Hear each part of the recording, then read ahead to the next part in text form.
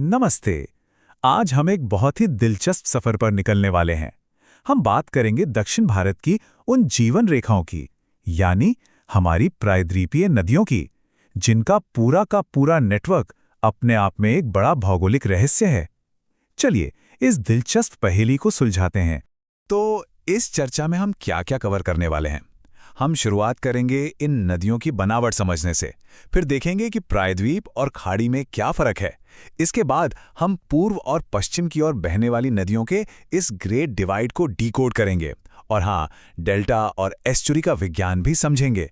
बहुत कुछ है जानने को। तो चलिए सबसे पहले बुनियादी बात से शुरू करते हैं।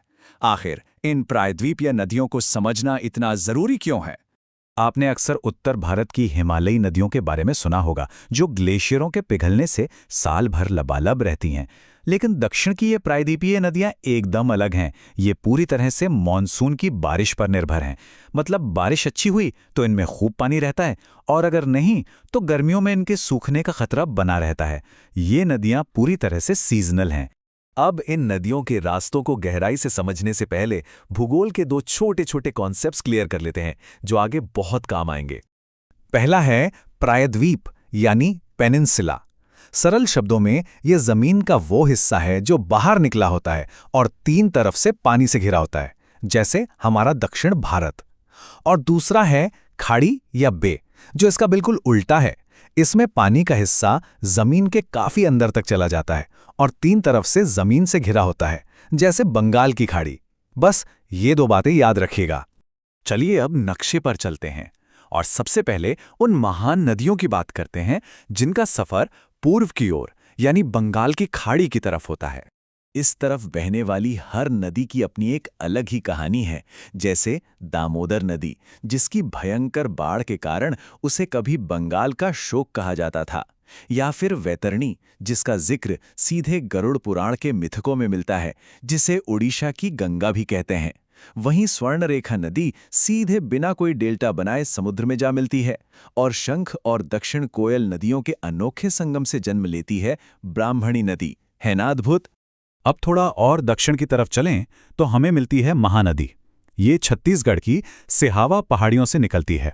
रास्ते में शिवनाथ और हसदेव जैसी लेफ्ट ट्रिब्यूटरीज और जोंग, ओंग तथा तेल जैसी राइट ट्रिब्यूटरीज का पानी समेटते हुए ये नदी दुनिया के सबसे लंबे बांधों में से एक विशाल हीराकुंड बांध को अपनी पूरी ऊर्जा देती है।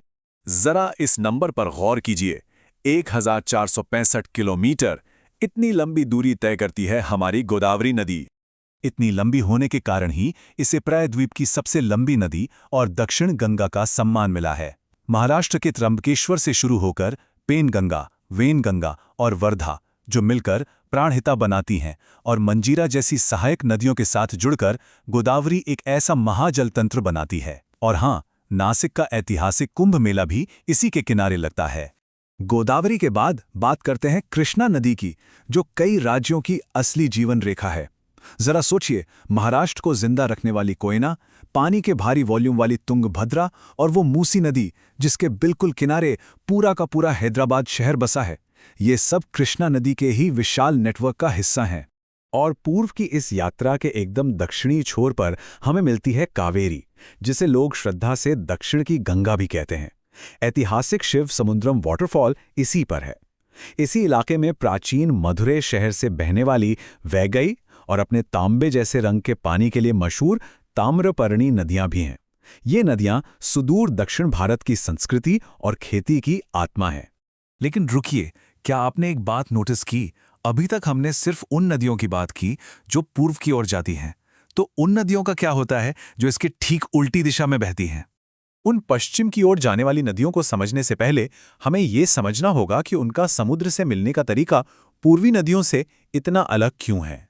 देखिए, पूर्वी तट की नदियां ढलान कम होने की वजह से धीमी हो जाती हैं और ढेर सारा मलबा या गाद जमा करके बड़े बड़े उपजाऊ डेल्टा बनाती हैं। लेकिन पश्चिमी तट की नदियां, उनकी कहानी एकदम फास्ट एंड फ्यूरियस वाली है।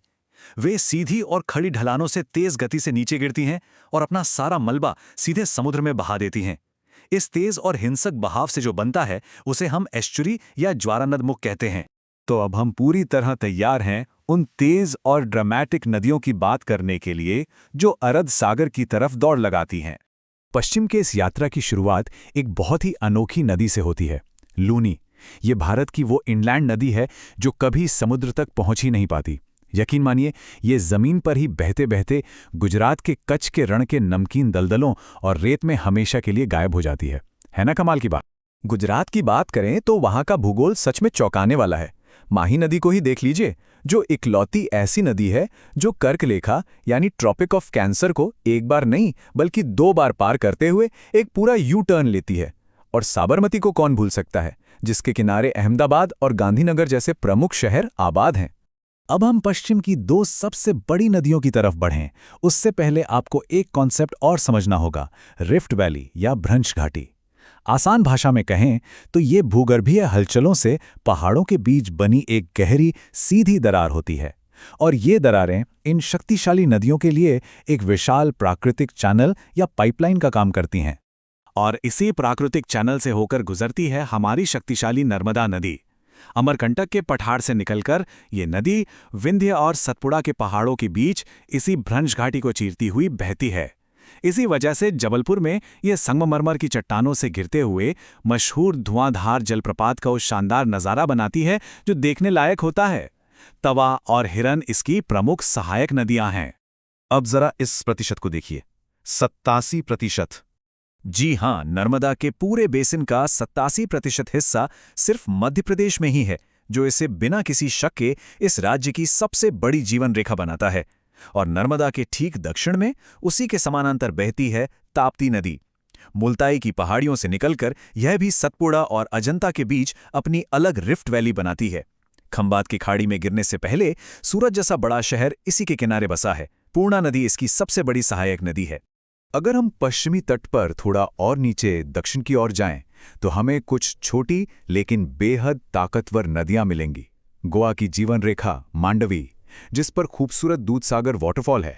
कर्नाटक की शरावती, जो भारत के ऊंचे झरनों में से एक जोग फॉल्स बनाती है।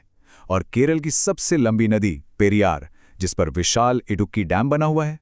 नदियां छोटी हैं, लेकिन इनका इम्पैक्ट बहुत बड़ा है। तो दोस्तों, भारत के इन प्रायद्वीपीय नदियों का ये विशाल और प्राचीन तंत्र सच में लाखों करोड़ों लोगों की सांसें चलाता है। लेकिन अंत में एक बहुत बड़ा और गंभीर सवाल हमारे सामने आता है। ये नदियां पूरी तरह से मॉनसून पर निर्भर हैं। तो जिस तेजी से आज ग्लोबल वार्मिंग और जलवायु परिवर्तन हो रहा है, क्या प्रकृति की ये प्राचीन जीवन रेखाएं भविष्य में भी इसी तरह हमारा साथ निभा पाएंगी? इस पर जरूर सोचिएगा।